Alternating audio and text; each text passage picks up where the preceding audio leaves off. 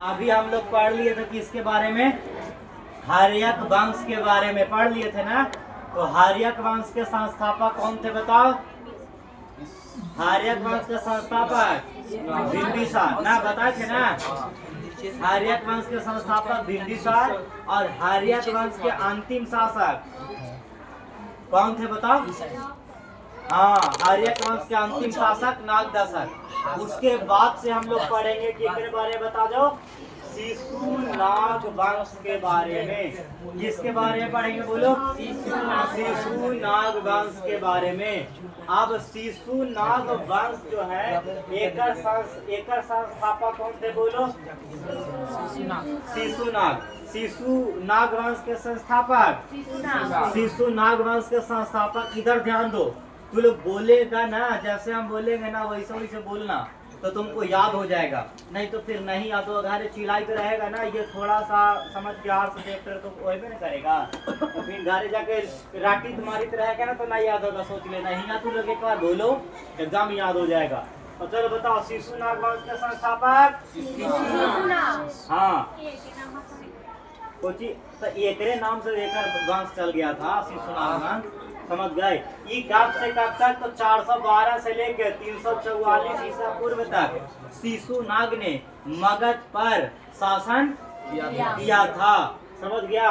शिशुनाग वंश में शिशुनाग ने मगध पर कब से कब तक शासन किया? तो 412 से 344 ईसा पूर्व तक। समझ में आ रहा है बाबू? पीछे ध्यान देता नहीं, इधर आओ, हमारे दुकानदार में चले देना। देखो, इसका शिशुनाग वंश के अंतिम शासक कौन था?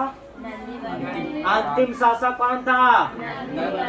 अंतिम शासक नंदी वर्धन। इतना ही दूर तक था, एकदम शॉर्ट था ना, एकदम बिना देखे बोलना। शिशुनाग वंश के संस्थापक शिशुनाग वंश में शिशुनाग ने कब से कब तक शासन किया? शिशुनाग वंश के अंतिम शासक कौन थे?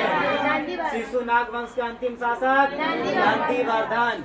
शिशुनाग ने 412 से 344 ईसा पूर्व तक मगध पर शासन किया। शिशुनाग वंश का संस्थापक नहीं याद हो गया? बता दो फिर से। शिशुनाग वंश के संस्थापक नीचे मुड़ी करके, नीचे मुड़ी करो साहब। उसके बाद फिर से एक बार बोलना, एकदम यहाँ याद हो जाएगा, कोई ऊपरे नहीं ताकेगा। बता दो, नीचे मुड़ी कॉपी में नहीं देखना, कॉपी खोलेगा तो खोपड़ी खोल के रख देंगे उसको, समझ कर देखो इधर। शिशुनाग वंश के संस्थापक वेरी गुड। शिशुनाग वंश ने शिशुनाग वंश में शिशुनाग ने कब से कब तक शासन किया? 412 से। शिशुनाग वंश का अंतिम शासक कौन था? वेरी गुड, अब याद हो गया तुम लोग के। चलो, इतना दूर तक कोई दिक्कत नहीं ना, एग्जाम के दृष्टिकोण से बहुत बढ़िया है, ठीक है? उसके बाद हम लोग आते हैं नंद वंश में। किसके वंश में? नंद वंश में। बताओ, हार्यक वंश पढ़े तो शिशुनाग वंश, फिर उसके बाद कौन वंश? नंद वंश। तो नंद वंश कब से कब तक? 344 से 323 ईसा पूर्व तक। कोई दिक्कत? अब बता दो, नंद वंश के संस्थापक महापदम नंद थे। नंद वंश के संस्थापक नंद वंश के संस्थापक नंद वंश के संस्थापक महापदम नंद थे, है ना?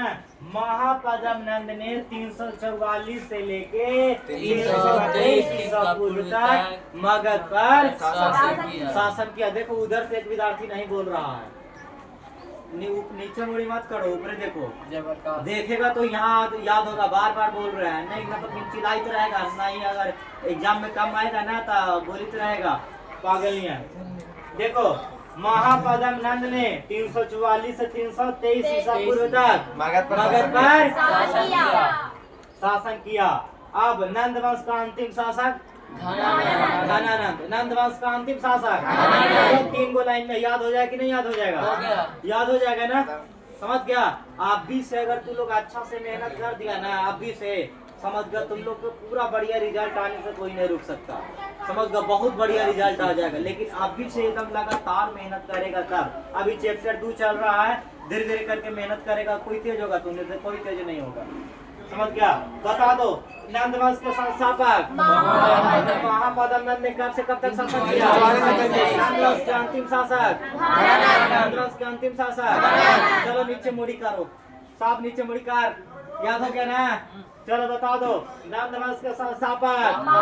Very good. नंद वंश में महापदम नंद ने कब से कब तक शासन किया? मारेंगे ना? दुनिया में देख रही है फिर कहे कि चल चिल्लाती रहेगी, कॉपी देख कैसे कैसे कैसे कैसे नहीं कर रहे तब देर के जरा जैसे जैसे देख के मारने बड़का तो ऐसे ही है। खेल खेलो खिलाड़ी से तो खेला कर रहे होशियारी से काजी बड़ा खिलाड़ी नहीं हम। देखो यार नंद वंश के संस्थापक कौन थे? महापदम नंद। नीचे मुड़ी फिर से करो, समझ गए? देखो बहुत बढ़िया से पढ़ेगा तो लोग बहुत बढ़िया तेज हो जाएगा, समझ गया? हम लोग खेल करते हैं, कैसे कहा जाता है कि जिंदगी एक अभिलाषा है, अजब इसका परिभाषा है, संवर गई तो जन्नत और बिखर गई तो तमाशा है ना? चलो देखो नंद वंश के संस्थापक महापदम नंद। नंद वंश के संस्थापक महापदम नंद ने कब से कब तक शासन किया? 44 से लेकर 323 ईसा पूर्व तक। नंद वंश का अंतिम शासक, नंद वंश का अंतिम शासक नीचे मुड़ी कर। महापदम नंद ने कब से कब तक शासन किया? Very good. उसके बाद नंद वंश के संस्थापक। अब क्या होता है भाई कि नंद वंश के बाद एक मौर्य साम्राज्य का उत्पत्ति होता है। घनानंद के तो लोग जानता है ना, वो बहुत क्रूर शासक था, तो लोग जानता है। चनक एक आदमी था जो बहुत बढ़िया, चनक नीति जानता है ना, है ना चनक के बारे में? तो चनक मतलब एक शिक्षक थे और चनक को अपने राज दरबार में बुलाते हैं और राज दरबार में बुला कर उसको बेइज्जती कर देते हैं। किनको बेइज्जती कर देते हैं? चनक को राज दरबार में बुला के चनक को क्या कर देते हैं? बोलो, बेइज्जती कर देते हैं।